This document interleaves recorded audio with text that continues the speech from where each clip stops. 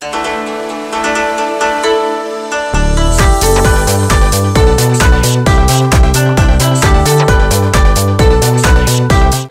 enchantée. Enchantée. Hier, votre film a été projeté au BIF. Oui. Vous avez dû chanter comme tout le monde. Quelles sont un peu vos impressions? Eh ben, en fait, j'étais un peu inquiète à l'avance parce que, en fait, j'étais venue au BIF il y a très longtemps, il y a 20 ans, avec Innocence, et je me souvenais de cette ambiance comme ça, très chahutante du festival, ce qui est amusant parce que je comprends tout à fait, en plus dans un festival, on passe des films d'horreur avec des fois d'action, de gore, que c'est un bon moment de défoulement pour le public. Mais bon, je me disais, oh là là, mon film, c'est pas tout à fait, c'est pas ça, quoi. Donc voilà. Et effectivement, cette année, il y a cette création de, de séances silencieuses. Oui. Et, et j'ai l'impression, voilà, que ça a fonctionné sur le public. Je crois qu'ils étaient à peu près tous là à la fin de la projection. Donc, et puis, donc oui, je pense qu'il y a eu quand même un bon accueil. Est-ce que c'est stressant pour une réalisatrice d'être dans la salle au moment où on projette son film, son œuvre, en fait? Ben, en fait, je reste pas pendant la projection parce que le film, je l'ai trop vu, je vois que les défauts, c'est comme Christina dans le film, rien ne va, voilà. Donc je reste pas. Après, oui, il y a toujours une petite appréhension de comment ça va être. Et là, effectivement, c'est quand même un public un peu peut-être particulier, je sais pas. Après, je pense que les gens qui viennent voir du cinéma fantastique, ils sont aussi très ouverts en même temps à des choses différentes. Peut-être ce film qui c'est plus sur, voilà, sur le rythme, sur un peu l'engagement du spectateur par rapport au film, quand on se dit bon, comment ça va se passer. Mais j'ai eu l'impression que ça se passe bien. Ah, tant mieux. En général, ils sont bienveillants. Oui, oui, je pense que ouais, je pense qu'ils sont Votre film, c'est un peu un conte de fées moderne. Mais en même temps, il y a une sorte de rite de passage de l'âge de l'adolescence à l'âge adulte. Est-ce que pour vous, c'est un thème qui est soit récurrent dans vos autres films, ou c'est quelque chose qui vous attire beaucoup plus maintenant? Non, non, je crois qu'effectivement, j'ai toujours fait des récits de passage à l'âge adulte, enfin, ou en tout cas, dit de coming of age en anglais, parce que avant, c'était plutôt des enfants, donc ils passaient pas directement de l'enfance à l'âge adulte, mais il y avait ces moments, ces processus de maturation, en fait. Et là, effectivement, elle est un peu plus âgée, c'est une adolescente, donc c'est plus vers l'âge adulte déjà qu'elle arrive. Et c'est un peu comme dans les autres films, et c'est pour ça aussi que les films sont finalement des formes de contes, parce que ça s'y prête bien à avoir un peu des histoires, on va dire, initiatiques, d'une certaine manière, à la fois un peu dans la réalité et un peu dans l'imaginaire, quoi. Vous, c'est pas la première fois que vous travaillez avec Marion Cotillard. Est-ce que vous avez tout de suite pensé à elle pour le rôle de la Reine des Neiges? En fait, j'ai pensé très vite à elle parce que, bon, d'une part, parce qu'il me fallait une actrice de ce statut-là pour que ce soit crédible dans le film. En France, on n'a pas tant ça. Parce que j'avais beaucoup aimé travailler avec elle sur Innocence il y a 20 ans. C'était pas tout à fait la même Marion, évidemment. Bon, c'est pas tout à fait la même personne. Et je pensais aussi que Marion, elle pouvait vraiment exprimer plein de choses à la fois, quelque chose de classique, de moderne, à la fois d'être très, comment dire, sa beauté, son côté très charnel, et en même temps, je me disais qu'elle pouvait avoir un côté froid, distant et même dur, peut-être même plus inquiétant que ça. Je l'ai pas vu non plus tant que ça dans ce rôle un peu de si noir finalement, et je pensais qu'elle pouvait vraiment le faire, quoi. Et voilà, il s'est trouvé que les planètes se sont bien alignées, que je l'ai recroisée un peu par hasard quand j'étais en train de me dire est-ce qu'elle pourrait accepter un film comme ça. Et voilà, et du coup, je proposais le projet et elle a accepté très vite. C'était super. Comment s'est passé ce trio entre vous et vos deux actrices pour développer justement les personnages et et poser une atmosphère? En fait, je pense que là, on n'a pas, comment dire, parlé tellement de psychologie. On a plutôt parlé de leur trajet émotionnel dans le film à chacune. Évidemment, elles se sont rencontrées, on s'est rencontrés ensemble. on a fait un peu connaissance. Après, Marion a été très très généreuse avec nous de manière générale, mais aussi avec Clara, la jeune fille, dont c'était le premier film. Clara, elle est au conservatoire de théâtre. Jusqu'à présent, c'est plutôt le théâtre qui l'anime. Et voilà, et ça, c'est son premier film. Et effectivement, il fallait quelqu'un qui puisse tenir face à Marion. C'était pas. Et en fait, Clara, elle a beaucoup de force. Elle a à la fois un côté comme ça très gracieux, une sorte de fragilité ou de, je sais pas si c'est de fragilité, mais de douceur. Et puis en même temps, elle a un truc très déterminé, potentiellement même un peu pas dur ou violent, mais ouais, déterminé, a une force quoi. Et je pense qu'en vrai, elle est comme ça aussi quoi. Donc et elle est assez intérieure. Et voilà. Et Marion a été vraiment généreuse, l'a vraiment mis à l'aise. Donc ça a été facile en fait. Et elle l'a pas intimidée du tout quoi. Elle n'était pas du tout Christina. Elle était Marion. Voilà, et Clara y est allée vraiment, elle a donné beaucoup d'elle-même et de ses émotions, et je pense que Marion, elle était impressionnée, en fait. C'est très joli, elle a très, très gentiment dit à un moment que Clara l'impressionnait, ce qui était très généreux et très gentil de sa part de dire, mais c'est vrai qu'elle nous a tous épatés, et Marion, on savait qu'elle allait être super et qu'elle allait être fort, incroyable, et voilà. Et, oui, on a eu peu de temps avant, mais aussi pour moi, c'est les costumes, le maquillage qui fait que les acteurs rentrent dans leur personnage, en fait, dans leurs émotions, dans leur comment après ils s'emparent de ces vêtements, de ces choses, comment ils bougent avec et tout ça, ça qui crée l'atmosphère en fait. Et puis les décors, bien sûr. Et une fois qu'on dit clap de fin pour une séquence, ou Ouais. même la fin d'un tournage, comment on vit l'après? Quand on s'est tellement mis dans un projet, on s'est incarné dans un personnage. Pour les actrices. Pour les actrices ou même pour vous, oui, pour oui. votre film? Oui, alors en fait, pour moi, le film il s'arrête pas au tournage parce qu'il y a toute la post-production, il y a tout le montage, donc c'est 6 mois de travail encore derrière. Donc oui, on n'en sort pas tout à fait si facilement, c'est sûr. Voilà, et là on a fini le film en décembre. Il commence à être projeté, à voyager, et on me demande d'en parler. Donc effectivement, j'en sors pas encore, mais petit à petit, ça se fait. Au bout d'un moment, je pense, à force de le montrer, d'en parler, ça commence à devenir, enfin, ça suffit quoi. Il faut passer à autre chose. Mais ça, moi, ça me donne un temps pour m'en détacher, je pense en fait. Après, pour les actrices, ça dépend. Je pense que Marion, qui a une grande expérience, je sais pas. Elle a pu avoir des rôles qui l'ont habité très longtemps, comme quand elle a joué Edith Piaf, quoi, évidemment. Là, c'est quand même différent. Et puis, je pense que maintenant, avec le temps et l'expérience, elle sait s'en dégager. Quand on coupe même sur le tournage, elle disait, je suis pas de ces acteurs qui, une fois que la caméra se coupe, continue elle reste concentrée et tout ça, mais elle est pas Christina heureusement pour nous, quand la caméra se coupe, quoi. Donc, je pense qu'elle sait vraiment, elle, aller, entrer et sortir, quoi, des films. Et pour Clara, peut-être ce qui l'a aidée, c'est que quasiment le lendemain de la fin du dernier plan avec elle retournait dans son conservatoire pour travailler les pièces sur lesquelles elle travaillait. Donc, elle s'est jetée dans autre chose qui, je pense, a dû tout de suite l'aider, en fait, à sortir du film.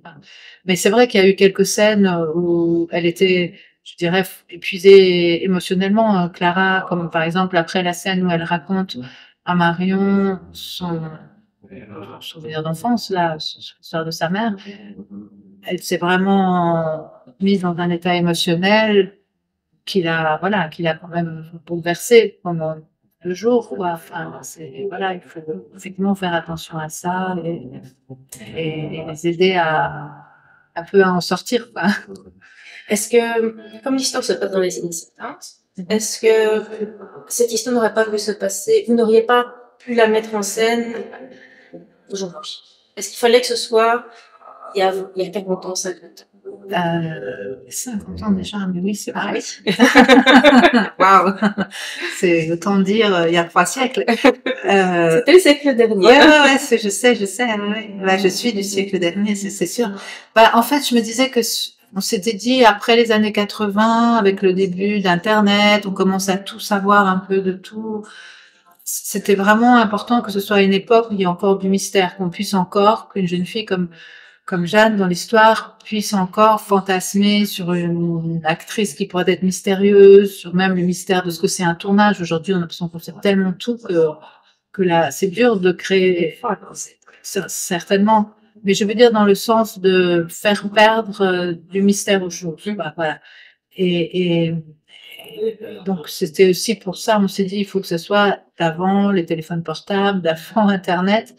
On ne sait même pas si elle a une télé dans son petit foyer. Elle pourrait en avoir une, bien sûr, et elle pourrait avoir des magazines. Mais bon, en plus, elle est dans un petit village de montagne isolé. Donc ça l'a... Et après, l'autre chose, c'est que moi, j'étais adolescente dans les années 70. Donc, je pense que même un peu inconsciemment, ça m'était naturel que cette histoire de cette adolescente qui découvre le cinéma, ça soit à l'époque de moi, ma découverte du cinéma. C'est pas passé comme celle de Jeanne, heureusement, mais un peu, voilà, à travers des films. Ouais. Justement, vous avez une très belle carrière, une carrière. Je sais pas si c'est une carrière, mais en tout cas, on peut en parler. Et est-ce que vous, il y a souvent une évolution de votre part dans la manière de tourner, le choix peut-être, etc. Mais aussi peut-être l'environnement du cinéma qui s'est peut-être plus ouvert aussi aux femmes, peut-être plus facile, peut-être avec des sujets qui sont plus liés entre guillemets à des femmes ou peut-être plus sensibles. C'est vraiment une grande question. Ouais. Alors de l'intérieur, c'est toujours un peu. En fait, moi, je me suis jamais dit que si j'avais des difficultés à faire des films, c'était parce que j'étais une femme. Après, à un moment, on prend conscience, mais même en termes de nombre, en fait, que effectivement, il n'y a pas tant de femmes qui ont fait des films à l'époque. Il y a tout un travail à faire pour qu'il y en ait de plus en plus, etc. Mais par exemple, j'ai fait une école de cinéma, on était beaucoup de filles, donc je n'ai pas vraiment conscience que c'était tellement plus difficile pour une fille. Aussi, il y avait des figures du cinéma, bon, pas tant que ça finalement, mais je sais pas, Agnès Varda ou comme ça, on avait l'impression bon, oui, il y a des femmes qui font des films, et voilà. Et c'est vrai que c'est pas forcément les filles qui étaient dans l'école de cinéma qui ont fait le plus vite des films. Et bon, moi, j'ai eu l'impression que c'était parce que je voulais faire, pas parce que j'étais une femme, mais parce que je voulais faire la sorte de film, les sortes de films que je faisais, c'est-à-dire des films plutôt pas mainstream, sans acteurs connus, bon, parce j'ai fait mon premier long métrage avec Marion, mais Marion n'était pas très connue à l'époque, un petit peu, ou avec Hélène de Faugerolles, elles étaient un petit peu connues, mais c'était même pas les personnages vraiment principaux, parce que c'était des petites filles.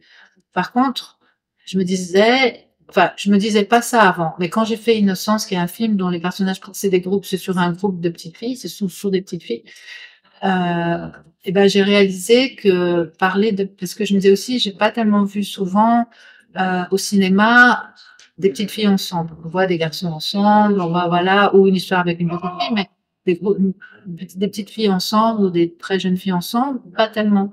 Donc ça m'intéressait aussi quand j'étais tombée sur la nouvelle de Vetkin, bah je me suis dit mais oui, c'est cette école étrange, un peu fantastique. Et après, quand j'ai fait le film, j'ai eu l'impression, effectivement, qu'on regardait les petites filles comme quelque chose de pas sérieux, en fait. Donc là, j'ai un peu pris conscience que pas encore une fois que c'était parce que moi j'étais une femme, quoique peut-être c'était parce que j'étais une femme que je voulais représenter un monde de petites filles auxquelles je m'identifiais. Mais voilà, là, effectivement, j'ai eu des réactions que je trouvais assez étranges et auxquelles je m'attendais pas sur ça. Et puis aussi sur le fait de type de narration, parce que c'était pas un film, c'est un film d'ambiance, c'est contemplatif, et mes films d'après aussi sont des films qui se passent dans des mondes un peu imaginaires. C'est pas très facile en France, ça fait pas vraiment partie du paysage français habituel aussi. Donc je me disais voilà, c'est aussi parce que c'est ce type-là de cinéma. Alors est-ce que je fais ce type de cinéma parce que je suis une femme? Ça, j'en sais rien. Franchement, c'est pas moi, je peux pas le dire. Mais bon, et sans doute qu'en tant que femme, c'est un peu plus difficile, c'est plus difficile. Voilà, maintenant j'en ai fait quelques-uns, donc j'ai l'impression que maintenant j'existe un petit peu plus dans le paysage. On verra si ça peut continuer encore comme ça serait bien. Vous avez l'impression que c'est quand même un peu plus facile maintenant que les mentalités ont changé? En fait, il y a deux choses que je trouve plus facile et la deuxième, elle est peut-être à double tranchant. La première, c'est que je pense, quand j'ai commencé à faire des films à la fin des années 90, tout début 2000, en France en tout cas, mais je pense que c'est un peu vrai en Europe, les producteurs étaient plutôt issus d'une génération plus âgée que la mienne, qui avait une cinéphilie un peu plus à l'ancienne. Et je me disais, c'est leur type de cinéphilie, leur référence au cinéma, de la nouvelle vague, des auteurs à la française, qui font que le type de cinéma que je fais, c'est pas ça, et ça ils comprennent pas. Aussi, c'est pas non plus du cinéma, on dirait, de genre, un peu commercial, plus efficace. Donc, je me disais, il y a ça. Après, il y a eu des générations de producteurs plus jeunes qui ont une cinéphilie assez différente, plus issue de la vidéo, etc. Et du coup, plus large, plus ouvert sur le monde. Donc ça a aidé, j'ai trouvé. Et, et après, oui, maintenant, depuis quelques années, il y a ce désir vraiment d'aider plus de femmes à faire des films. Il y a presque une mode de vouloir des films de femmes qui est un peu compliqué Ça peut être à double tranchant. Voilà. Avoir un effet. Voilà, exactement. Donc ça me fait un peu peur parce que je me dis, je me dis pas que nous, les femmes, on fait du cinéma de femmes, on fait du cinéma.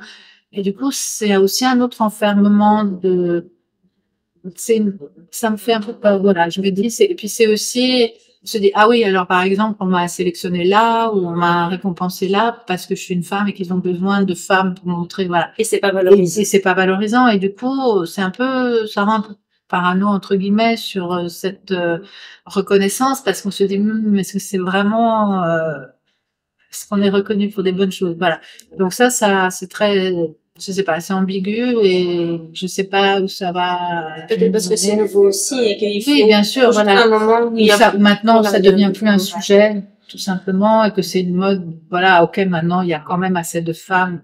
En tout cas, dans certains pays, c'est loin d'être le cas dans d'autres pays, mais disons en Europe, ça commence quand même enfin, il y en a vraiment de plus en plus des filles. Ça commence à être pas un sujet, mais voilà, donc je sais pas, c'est encore un moment un peu compliqué. On est un peu entre les deux. Ouais. Pas mal de réalisatrices me disaient que elles trouvaient c'est quand même assez difficile de trouver un financement par rapport quand on est une femme réalisatrice que quand on est un homme. C'est possible. Mais elle disait quand même qu'il y avait une bonne évolution. Oui, non, mais ça reste quand même plus compliqué pour une femme que pour un homme. Et après aussi, qu'est-ce qu'on attend, et d'ailleurs même aussi des hommes, quand maintenant on dit voilà, il faut faire des films féministes, qu'est-ce que c'est être féministe? Et c'est pareil, c'est aussi un enfermement dans une boîte avec des choses qui sont... Et même dans le féminisme, il y a plusieurs courants. Voilà, tout à fait. Donc ça aussi, souvent c'est très réducteur, surtout quand ça arrive au niveau on va dire du cinéma, on dit oui, des rôles de femmes qui prennent leur destin en main, fortes et tout ça. À un moment, on se dit, mais c'est pas un peu fasciste arriver, quoi. Bon, j'exagère peut-être, mais donc voilà, faut que ça ça décante aussi. Ça décante, oui, c'est le mot, ouais, que ça décante. Est-ce que actuellement vous êtes toujours avec ce projet-ci ou avec ce film-ci ou est-ce que vous êtes déjà sur un autre projet? Parce que souvent on me dit moi je suis déjà à un ou deux projets plus tard, quoi. Donc c'est toujours un peu compliqué de faire la promo de quelque chose qui est entre guillemets ancien. Ouais, c'est pas encore si ancien parce qu'on a fini en décembre le film. Donc on a été assez vite au Festival de Berlin. C'était en février. Donc c'est vraiment là où le film a été montré pour la première fois. Oui, donc on a fini même en janvier en réalité. Et donc c'est encore tout frais tout de même. Bon, j'ai un peu quelques idées voilà, mais là il n'est pas encore tout à fait né le film. Donc je pense que il va commencer à tourner, il va sortir en France et dans d'autres pays du coup à la rentrée, en septembre, octobre, novembre. Oui, en septembre, je pense que j'aurai déjà un petit peu une idée de sur quoi j'ai envie de travailler, quoi. Mais là, disons, c'est vraiment encore très frais, quoi. Enfin, je peux avoir une idée, puis le temps que ça se mette en route, ça. Mais ça veut dire que vos projets sont assez rapides aussi. Là, ces derniers. En fait, celui-ci, j'avais commencé à l'écrire avant de tourner Young Week. Et après, comme effectivement, on a eu aussi cette chance avec Marion ça a aidé évidemment pour le financement. Ça a été assez rapide finalement entre les deux par rapport à ce qui s'est passé avant. Et là, je sais pas, oui, je sais, je suis pas non plus. Il y a des gens qui arrivent très très vite à enchaîner, ça c'est une chose. Et puis après, à trouver les financements. Là, c'est devenu un peu plus facile à cause oui, peut-être à cause le fait que le film est un peu plus facile à aborder que le dernier, à cause du casting et tout ça, mais on verra. D'accord. Est-ce que, pour terminer cette interview, vous aimeriez dire quelque chose à propos de votre film? Ou même le résumer en une ou deux phrases? Non, ce que j'espère, c'est que les gens, ils auront envie de se laisser happer par ce monde. Peut-être, je dirais même plus que par l'histoire, d'une certaine manière, comme Jeanne, le personnage, de vouloir habiter dans le monde imaginaire du film. Voilà. D'accord. Bah, c'est très beau. Merci beaucoup, en tout Merci cas, à pour ce moment. Merci à vous.